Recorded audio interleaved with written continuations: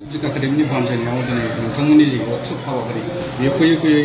दिनै जोबथा हाबाफारियाव फैबाय मा बुंगोन बेखौ? एक्चुअली आं जोबोद मोजां मोनदों बेखौ जों सिगांनिफ्राय सानदोंमोन नाथाय बेखौ जों मावफुंनो हायाखैमोन दिनै बे वर्कशपखौ मिउजिकनि वर्कशपखौ जों मावफुंनो हानायखाय जोबोद जोङो गोजोनदों आरो साबसिन जोङो गोजोनबावगौमोन जायखौ जों हांख्रायदोंमोन बिसोरखौ जोङो आरोबाव जुदि जोङो आलासि महरै जोङो नुयोमोनबा साबसिन गोजोननाय थागौमोन आरो बे वर्कशपआवहाय साबेसेसो बाहागो लागिरिफोरा बाहागो लादों बेवहाय 130 नि एसे बारबाय आरो गोबां दा बे वर्कशपनि गेजेरजों नोंथांमोना मा मेसेज होनो सानदों आरो बे वर्कशपनि गेजेरजों जोङो बेबायदि जोङो मिजिं थिदों जाहाथे जोङो जोंनि इयुन जेनोखि जेनेरेसन बिसोरो अनेक माने बिसोरो जौगाबोगोन बेखौ जों मिजिं थिदों आरो जागायजेननायनिफ्राय लानानै दिनैसिमाव जोबजासिमाव नोंथांमोना माबायदि गावनि आलासिफोरनि जोङो जागायजेननायनिफ्राय दिनैसिमाव जोङो माखासे जोंनि जेनोखि वर्कशपनि टाइमाव जोङो मोनबोदों जोङो जायखौ जोङो एक्सपेक्ट खालामाखैमोन बेबायदि जोङो आलासिफोरखौ जों मोनबोदों दा दिनैनि बे वर्कशपखौ सानबानि थाखाय गरम बन्दनि समाव लानाय जादों दा बेबायदि वर्कशपखौ आरो फैबाय थानाय समावहाय गरम बन्द नङाब्लाबो सम सम लाबाय थागोन होननानै मिजिं दं नामा नोंथांमोना जों बेखौहाय जोङो नाजागोन जोंनि बियो एखेबारे जों बेखौ जोङो देग्लाय जोङो बेखौ सेटिं हिसाबै जोङो खालामदों बेनिफ्रायसो देरसिन अरसिन जोङो बेखौ खुंनो थाखाय जोङो नाजागोन गासिबो रायजो राजा मिडियाफोरखौबो गासिबो साबायखर आरो आंनि अननाय खुलुमनाय होबाय बेथ' जोंनि थाखाय बा आंनि थाखाय जोबोद मोजांखा मोजां मोनखायोखा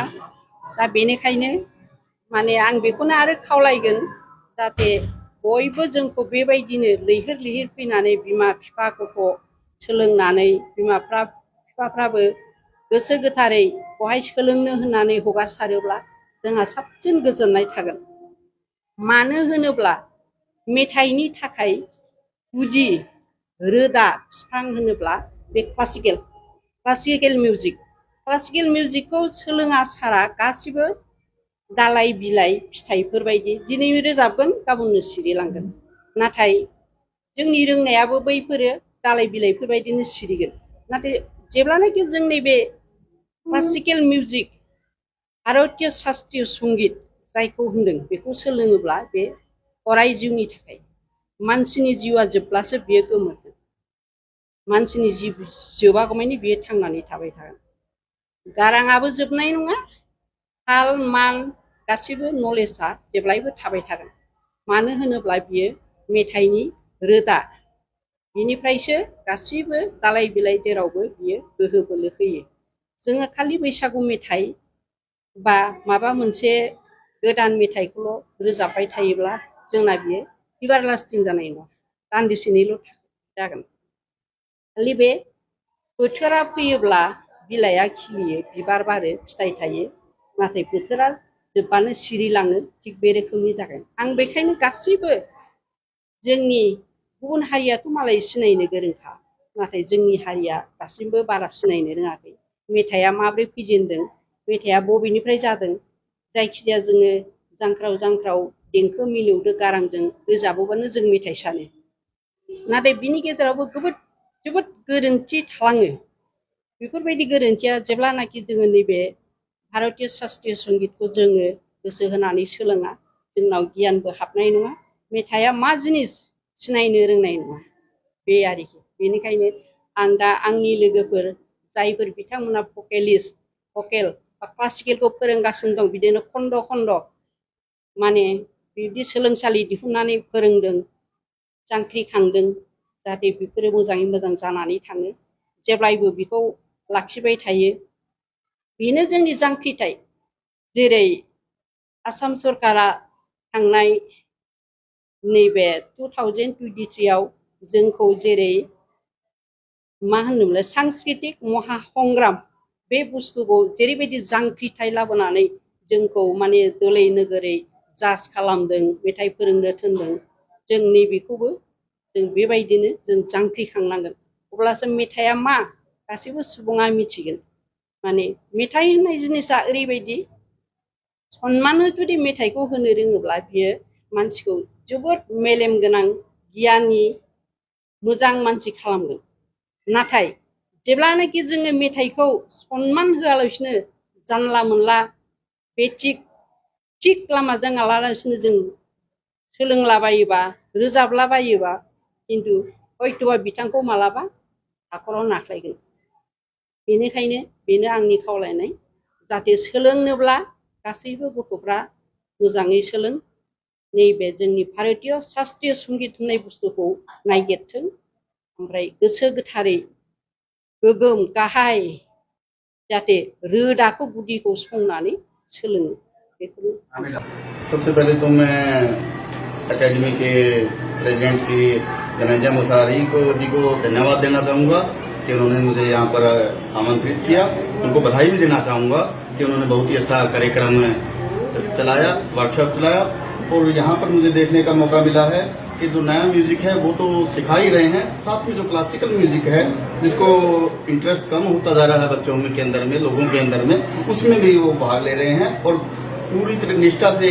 छात्र हैं या बड़े हैं वो पूरी निष्ठा से अपना कार्य कर रहे हैं और उसको सीख रहे हैं और उसको बचाने की एक कोशिश की जा रही है राज म्यूजिक एकेडमी के द्वारा। ये बधाई के पात्र है, इसमें मैं उनको धन्यवाद देता हूँ इस बारे में।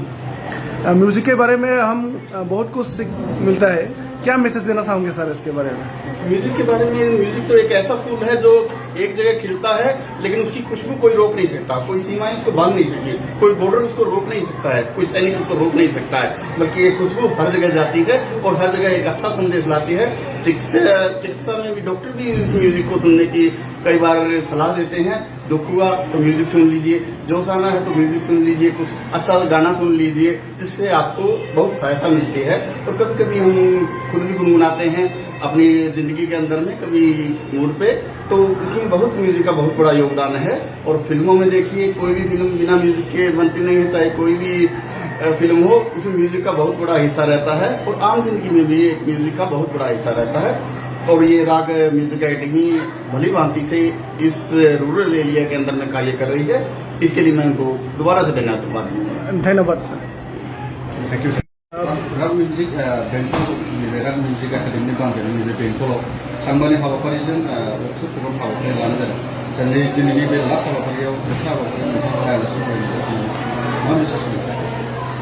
जोबोद गोजोननाय मोनदों दिनै बे बेंटल ओनसोलाव बे राग म्यूजिक एकाडेमिनि जायगायाव मोनसे वर्कशप खुंनाय लानाय जादों। बेयाव बाहागो लाफैनानै आं जोबोद गोजोननाय मोनदों। खोथाया बे जाहैबाय दिनै जोंनि बे ओनसोलाव नायोब्ला दिनै जेनाखि मिउजिकनि मोनसे स्पिरिट, बे स्पिरिटआ दिनै बिराद जौगानानै फैदों। एसे सिगांनि बाथ्राखौ जों सिन्था खालामनानै नायोब्ला बे ओनसोलाव मिउजिकनि बेबायदि परिबेस गैयामोन आरो बेबायदि सोलोंनायनि जेनाखि दिनै उन्दै उन्दै 7 बोसोरनिफ्राय लानानै गथ'फ्रा दिनैहाय बेहाय बाहागो लाफैदों, बियो जोंनि थाखाय जोबोद बाख्नायजाथाव आरो मोनसे मोजां पजिटिभ बा मोजां थिंकिंआव फैदों होननानै जों सानो। आरो जेरैबायदि ओनसोलाव परिबेसा शान्ति फैबाय बेबायदिनो दिनै बिभिन्न लाइनाव जों दिनै गथ'फोरनिफ्राय लानानै गेदेरसिमा गावबा गाव लाइनाव जों खारनायखौ नुदों। थिग बेबायदिनो दिनै बेंटलाव दिनैहाय फाइनाल बा जोबथा दिनै मावबादा, बे मावबादायाव जोंनि आलासि हिसाबै दिनै मिना दैमारि बायद' बिथाङाबो दंफैयो आरो बेजों लोगोसे लकेलनि सिआरपिएफनि एसिस्टेन्ट कामान्डार अनिल कुमार बिथाङाबो दंफैयोमोन आरो गोबां बेबायदिनो आलासि जोंनावहाय दङमोन। स्पेसियेलि आं गोजोननाय मोन्दों जोंनि गथ'फ्रा मा सोलोंदों, गार्जेनफ्रा दिनै बांसिन कनसियास जानायखौ आं नुदों आरो थिग बेबायदिनो गथ'खौ जेरै गाज्रि लामाजों बेबायदि उन्दै समावहाय बिभिन्न गाज्रि खामानियाव गेलेयो, बेखौ मोनसे डाइभार्ट खालामना दिनै गार्जेनफ्रा सिन्था खालामनायखौ नायोब्ला निस्सय जोंनि बे ओनसोलाव बारा गोबाव नांला 2-3 बोसोरनि उनावनो गोबां बेबायदि जोंनि जेनाखि कालचारेल लाइनाव आरो क्लासिकेल होननानै बुङोब्ला मोनसे बाथ्राखौ जोङो गोसोखांनांगोन। क्लासिकेल गैयालासे गोबां मानसिया मेथाइ खनो, थिग बियो दिनैनो सिखारो गाबोननो गोमोरो मैखुन बारनाय बायदि। बबेबा गावनि गारांजों मोनसे मेथाइखौ लानानै टप बे सिखारबाय गोमोरबाय। खिन्थु क्लासिकेल होननानै बुङोब्ला जेरै गथ'फ्रा ABCD सोलोंनानै MA BA फरायो, थिग बेबायदिनो क्लासिकेल लायोब्ला जिखुनु बियो मोनसे जेनाखि मिउजिकनि बिदै बेखौ बिथाङा मोनगोन आरो बियो दिदोमै जुदि मोजां गायक जानो हायाब्लाबो मोनसे जाज बा मोजां मोनसे बिसारगिरि बा गावखौनो मोनसे बेबायदि एंगेजाव थानो हानायखौ जोङो नुगोन आरो